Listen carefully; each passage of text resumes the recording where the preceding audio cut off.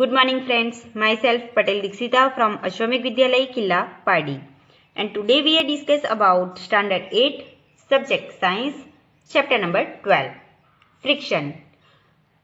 We learn about friction, then we discuss about force of friction. Means हमें कोई भी object को friction देने के लिए फोर्स अप्लाई करना पड़ता है, तो उसके बारे में हमने डिस्कस किया था. Then we discuss about factors affecting friction like surface and wait.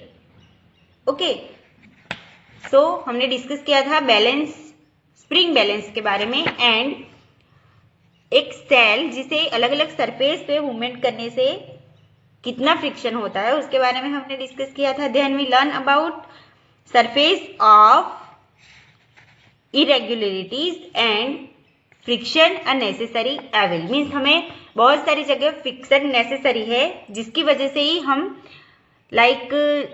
चलने के लिए हमें फ्रिक्शन चाहिए. देन फ्रिक्शन क्या करता है? हीट प्रोवाइड करता है. ओके, जिसके बारे में हमने डिस्कस किया था. हमने अपने पाम्स को रब किया था एंड हीट फील किया था. Then we discuss about increasing and reducing friction. So किस सिचुएशन में हमें फ्रिक्शन को इंक्रीज करना पड़ता है एंड किस सिचुएशन में हम फ्रिक्शन को रिड्यूस करते हैं उसके बारे में हमने डिस्कस किया था. So now today we are move to the next topic. It is wheels reduce friction. So friends, wheels किस तरह से फ्रिक्शन को रिड्यूस करते हैं उसके बारे में आज हम डिस्कस करेंगे. You must have seen attach and other piece of luggage fit with rolls. Even a child can pull such piece of luggage. Why is it so? Let us find out. So friends, आपने भी ऐसा देखा होगा कि rolling bag, okay, rolling bag आपने देखा होगा कि हम जब कहीं पे जाते हैं ट्रैवलिंग के लिए तो हम क्या करते हैं? रोलिंग बैग का यूज करते हैं. ओके, सो इसकी वजह से क्या होता है, हम नॉर्मली बैग उठाते हैं तो हमें हैवी लगता है एंड विदाउट व्हील्स अगर हम बैग को घसीटते हुए ले जाएंगे तो क्या होगा? फ्रिक्शन ज्यादा होगा एंड बैग फट सकता है. ओके, तो व्हील्स बैग में क्यों लगाए होते हैं? ओके, सो उसके लिए हम एक एक्टिविटी करेंगे, एक्टिविटी 12.4. सो हमें क्या करना है? 2 और 3 पेंसिल्स लेनी है एंड उस पर बुक रखनी है. ओके, एंड बुक को धीरे से हमें प्रेस करना है. तो क्या होगा कि ये जो पेंसिल है वो रोल करेगी एंड बुक इजीली क्या होगी? यस, मूव होगी. तो फ्रेंड्स, आप नोटिस करोगे कि हमने जो टेबल पे बुक को मूव किया था तो उसमें हमें ज्यादा फोर्स लगा था, जबकि आप ये इजीली पेंसिल पे बुक रख के आप बुक को थोड़ा सा ही प्रेस करोगे तो वो आगे तक चली जाएगी, मीन्स इजीली मूव होगी. So now when one body rolls over the surface of another body, the resistance to its motion is called rolling friction. Okay, so एक बॉडी अगर दूसरी बॉडी को मूव कराने के लिए मोशन में लाती है तो वो फ्रिक्शन को क्या बोलते हैं? Rolling friction. Rolling reduce friction. Rolling जो है वो फ्रिक्शन को रिड्यूस करता है. Okay, it is always easier to roll than to slide a body over another. So friends, आप कोई स्क्वायर या फिर कोई भी मटेरियल, ओके, सपोज कोई एक मटेरियल है, ओके, तो कोई भी मटेरियल लाइक आयरन का आप बॉल लोगे या फिर कोई दूसरा चीज, ओके, सपोज ये आयरन का है तो मुझे इसे मूव करने में क्या होगा? यस, इसे मुझे बार बार फोर्स देके मूव करना पड़ेगा. बट कोई चीज आयरन की है बट उसका बॉल है तो वो इजीली मूव हो जाएगी. ओके, सो ये रोलिंग जो है वो क्या करता है? फ्रिक्शन को कम कर देता है. That is the reason it is convenient to pull luggage fit with rollers. So इसी वजह से क्या होता है कि लगेज के नीचे रोलर्स लगाए जाते हैं कि जिससे लगेज को इजीली मूव किया जाए. Can you now understand why the wheel is said to be one of the greatest invention of mankind? So ये व्हील जो है वो मैनकाइंड का ग्रेटेस्ट इन्वेंशन है। Since the rolling friction is smaller than the sliding friction. Okay, suppose एक table है and वो table को मैं मूव कर रही हूँ। ओके, तो मुझे हार्ड लग रहा है, बट उसी टेबल के नीचे अगर रोल हो, व्हील्स लगाए गए हो, तो मैं इजीली उस टेबल को मूव कर सकती हूँ। ओके, तो क्या होगा कि उसका फ्रिक्शन कम हो जाएगा व्हील्स की वजह से। ओके, सो हुआ ना, रोलिंग फ्रिक्शन स्लाइडिंग फ्रिक्शन से कम, small. Sliding is replace in most machines by rolling by the use of ball bearings. Common example are the use of ball bearings between hubs and the axles of ceiling fans and bicycles. So friends, आपने bicycles में and ceiling fan में ball bearing देखी होगी। Okay, तो वो कैसी होती है? Look at here, it is ceiling fans bearing and it is bearing. Okay, तो ये बॉल बेरिंग जो है वो सीलिंग फैन में होती है एंड बाइसिकल में भी होती है। तो इसमें क्या होता है, छोटे छोटे आयरन के बॉल्स होते हैं जो कि इजीली मूव करते हैं, जिसकी वजह से मूवमेंट इजी हो जाता है। तो सीलिंग फैन में भी अगर आप देखोगे कि इसका बॉल, अगर एक बॉल नहीं हो या फिर उसका स्क्रैच हो गया हो, तो क्या होगा, फैन में से आवाज आनी स्टार्ट हो जाएगी एंड फैन में फ्रिक्शन ज्यादा होगा। ओके, तो इसीलिए ये जो सीलिंग फैन है या फिर बाइसिकल है, तो उसमें क्या लगाया जाता है, ball bearing. Clear that? So friends, I hope you understand. Wheel reduce friction and now move to the next topic, it is fluid friction. So friends, fluid के बारे में आपने सुना होगा। Okay, so gases and liquid का जो common name है उसे क्या बोला जाता है, fluid. Clear that? Now you know that air is very light and thin. Air क्या है, बहुत ही लाइट है एंड थिन है, yet it exert friction force on object moving through it.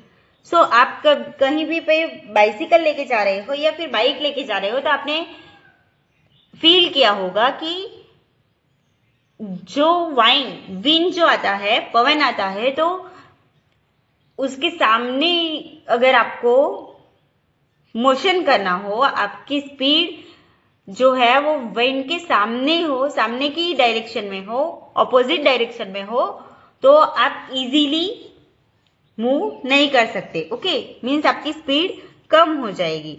सो उसका एयर का खुद का एक फोर्स होता है। Similarly, water and other liquid exert force of friction when objects move through them. In science, the common name of gases and liquids are fluid. Clear that? So, जिस तरह से एयर में भी खुद का प्रेशर होता है, उसी तरह से वाटर में भी आपने सपोज आप एक ड्रम में या एक टब में क्या करोगे, वाटर फील करके आपके हैंड को अगर वाटर में से इस तरह से पास करोगे, तो आपको फील होगा कि आपके हैंड पे एक फोर्स अप्लाई हो रहा है, एक फ्रिक्शन अप्लाई हो रहा है, जो कि बहुत ही हार्ड होता है। ओके, बहुत ही ज्यादा हैवी होता है। So we can say that fluid exert force of friction on object in motion through them. So water है या फिर एयर है, तो वो क्या है कि खुद का एक फ्रिक्शन ऑब्जेक्ट पे अप्लाई करता है। Okay, the friction force exert by fluid is also called drag. तो उसे क्या बोला जाता है, ड्रैग। शॉर्ट क्वेश्चन या फिल इन द ब्लैंक्स में पूछा जा सकता है, तो आपको ये याद रखना है। The friction force on the an object in a fluid depends on its speed with respect to the fluid. The friction force also depend on the shape of the object and the nature of the fluid. So ये friction force जो है वो object के shape पे या फिर उसके nature पे डिपेंड करता है। सो फ्रेंड्स, क्या आपने फिश का शेप देखा है, वो कैसा होता है, या फिर एरोप्लेन का शेप वो कैसा होता है? Okay, so now we discuss about it. It is obvious that when objects move through fluids, they have to overcome friction acting on them. In this process, they lost energy. Efforts are therefore made to minimize friction. So objects are given special shapes. Where you think scientists get hints for these special shapes? From nature, of course. Birds and fishes have to move about in fluid all the time. Their bodies can have evolved to shape which would make them lose less energy in overcoming friction. So friends, आपने देखा होगा कि fish का shape कैसा होता है. Okay, तो fish का शेप कैसा होता है? यस, इस टाइप का. ओके, सो इससे क्या होता है कि वो इजीली वाटर में, इस तरह से वाटर में इजीली वो मूव कर सकती है. ओके, तो फिश इजीली वाटर में इस तरह से मूव कर सकती है. एंड बर्ड का भी शेप आपने देखा हो, फिश टाइप का होता है. सो इससे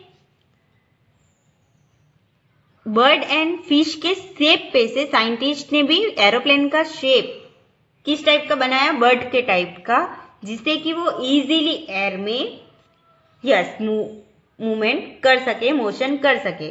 सो ये शेप जो है वो साइंटिस्ट ने नहीं खोजा. ओके, उन्होंने सर्च नहीं किया, बट यस नेचर से ही हमें ये पता चला है कि किस फ्लूइड में, मीन्स एयर में या फिर वाटर में, किस तरह से, किस शेप में मूवमेंट हो सकता है. आपने देखा होगा कि बर्ड का शेप के जैसा कैसा होता है, एरोप्लेन का शेप कैसा होता है, बर्ड के जैसा, एंड फिश के जैसा आपने देखा होगा कि बोट.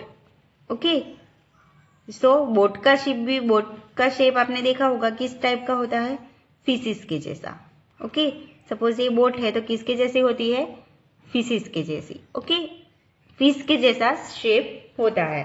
सो ये जो शेप है वो किससे? नेचर से ही हमें मिला है, जिससे कि मूवमेंट करने में इजी हो सके. सपोज ये एरोप्लेन का आगे का पोर्शन ऐसा नहीं होता, एंड कैसा होता एरोप्लेन? सपोज ये एरोप्लेन होता तो इस पे ज्यादा फ्रिक्शन लगता. ओके, आगे से ज्यादा फ्रिक्शन लगता, जिसकी वजह से वो इजीली मूव नहीं हो पाता. ओके, इसके लिए बर्ड के जैसा एरोप्लेन का शेप बनाया गया है. Okay, you read about this shape in class 6. Look carefully at the shape of an aeroplane. Do you find any similarity in its shape and that of a bird? In fact, all vehicles are designed to have shape which reduce fluid friction. So आपने देखा होगा bike, car, तो ये भी इस तरह से design किए होते हैं जिससे कि एयर का फ्रिक्शन उन पे कम लगे एंड वो उनकी स्पीड एयर में अच्छी तरह से आ सके. Okay, so friends, I hope you understand fluid friction and will reduce friction. And with this topic over, chapter number 12, friction is complete, and in the next lecture we are discuss about the next topic. Thank you.